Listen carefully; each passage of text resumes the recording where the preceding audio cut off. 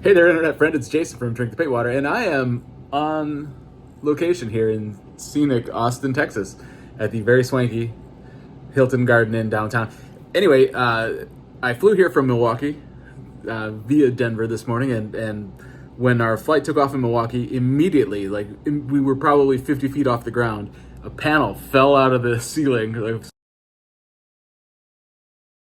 some recessed lighting up by the flight attendant area, like swung down. Something had snapped up there, which was a great way to start this whole adventure.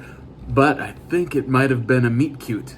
Bear with me here, because the tall, slender looking cowboy man, I knew he was a cowboy because he was wearing Ariat attire,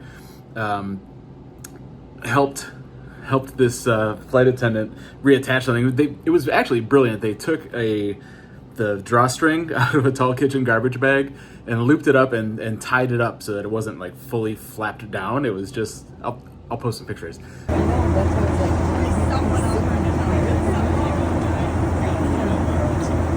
But she was very impressed, mostly I guess with his height and ingenuity.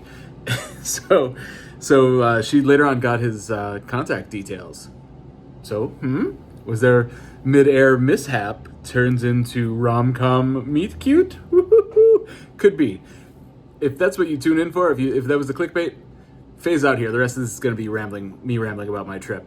So after that, I had offered, they were trying to stick it up there with Band-Aids, and it just wouldn't hold. So I had some Drink the Paint Water stickers in my pocket, and so I offered them some stickers saying, hey, this might stick better, but they figured that was a good enough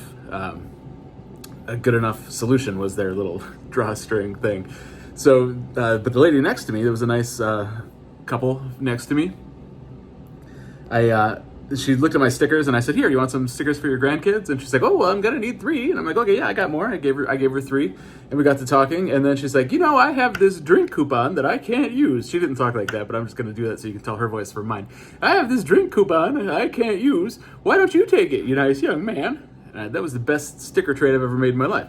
So I ordered Jack and Coke. It was a double. They gave me 2 little bottles. So that's exciting. So instant karma there, trying to be nice, talking to some nice person in a row. And yeah. And then later on in the flight, about halfway through the flight, I got up, and it wasn't because of the whiskey. Well, it might have been because of the whiskeys, but I, had to toot my tooter up in the air there. And I go into the tiny little lavatory. How do people do the Mile High Club? Because I don't, anyway, it's tiny. It's real small in there. And I caught my pant leg or my pocket on my vest or something on the trim of the doorway leading into the bathroom. So that sprang right off. It was like a collapsible, it was a Boeing 737. So we all know the Boeings are collapsible these days.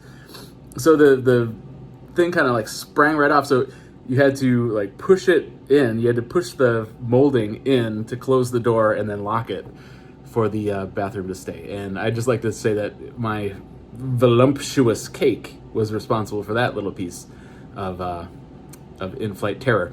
I wasn't drunk, I swear, but this probably was because the whiskeys I had to pee. So for the rest of the flight, people had to, the flight attendants had to caution people, you got to push that part in, and I felt like they were all looking at me, but I don't know. It could have just been my guilty conscience for my my wide birthing hips. You know what I'm saying?